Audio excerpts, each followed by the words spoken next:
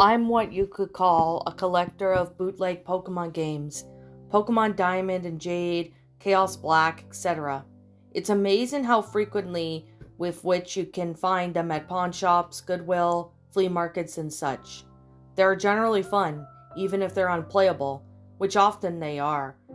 The ministrations and the poor quality make them unintentionally humorous. I've been able to find most of the ones that I have played online, but there is one that I have not seen any mention of. I bought it at a flea market about 5 years ago. Here's a picture of the cartridge in case if anyone recognizes it. Unfortunately, when I moved 2 years ago, I lost the game, so I can't provide you with screen caps. Sorry. The game started with the familiar Nidorino and Gengar intro in the red and blue version. However, the press start screen had been altered. Red was there, but the Pokemon did not cycle through.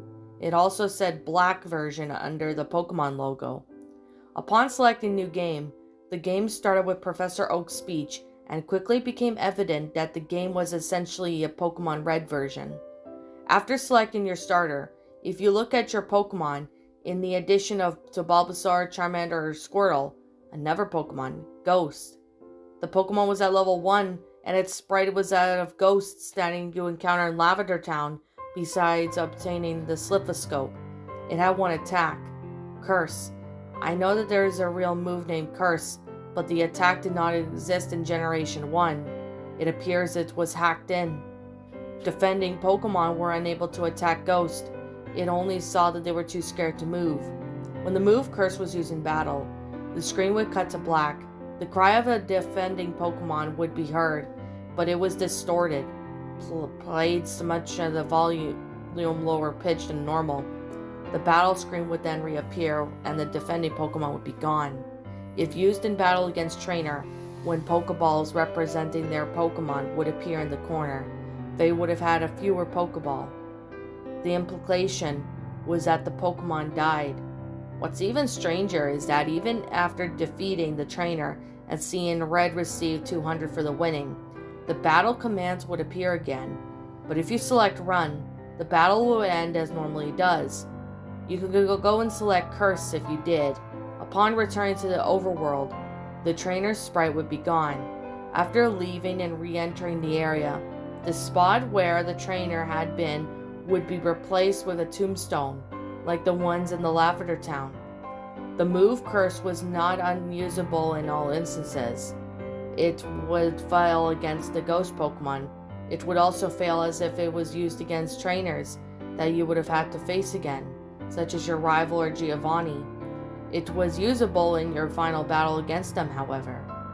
I figured that it was a gimmick of the game, allowing you to use previously uncaptured ghosts, and because of Curse made the game so easy, I essentially used it throughout the whole adventure. The game quite changed a bit after defeating the Elite Four.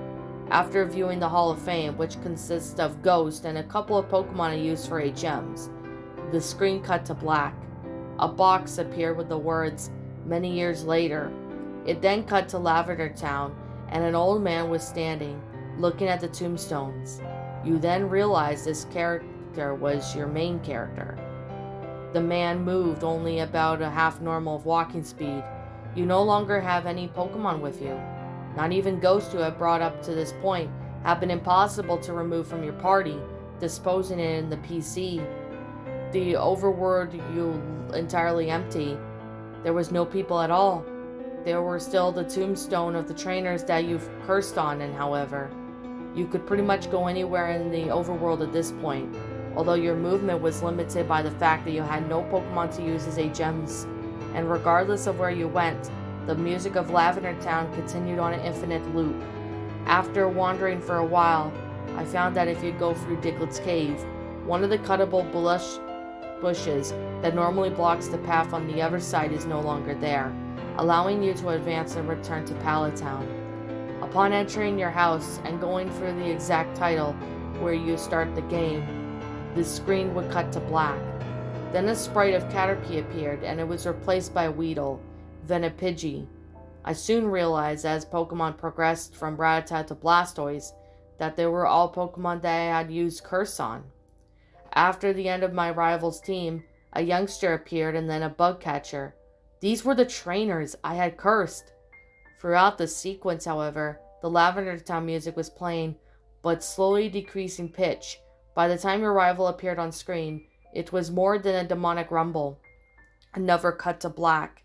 Another few moments later, the battle screen suddenly reappeared, and your trainer sprite was that of an old man, and the same one as the one who teaches you how to catch Pokemon in Viridian City. Ghost appeared on the other side, along with the words, "Ghost wants to fight." You couldn't fight used items, and you had no Pokemon. If you had to run, you couldn't escape. The only option was fight. Using fight would immediately cause you to struggle, which didn't affect Ghost, but did chip out of a bit of your own HP. When it was Ghost's turn to attack, it would simply say, eventually when your HP reached to a critical point, Ghost would finally use Curse. The screen then cut to black for the final time. Regardless of the buttons you pressed, you were permanently stuck in this black screen. At this point, the only thing you could do was turn off the Game Boy. When you played again, new game was the only option. The game had erased the file. I played through this hacked game many times. Every time the game ended with this sequence. Several times, I didn't use Ghost at all, although it was impossible to remove from my party. In these cases, it did not show any Pokemon or trainers, and simply cut to the climatic battle with Ghost. I'm not sure what the motives were behind this creator of this hack. It wasn't widely distributed, so it was presumably not for the momentarily again. It was very well done for a bootleg. It all seems that he was trying to convey a message, although it seems like I'm a role receiver in this message. I'm not entirely sure what it is. The inventability of death, the pointlessness of it. Perhaps it was simply trying to morbidly inject death into darkness into a children's game. Regardless of, this children's game was made by Fink, and it has made me cry.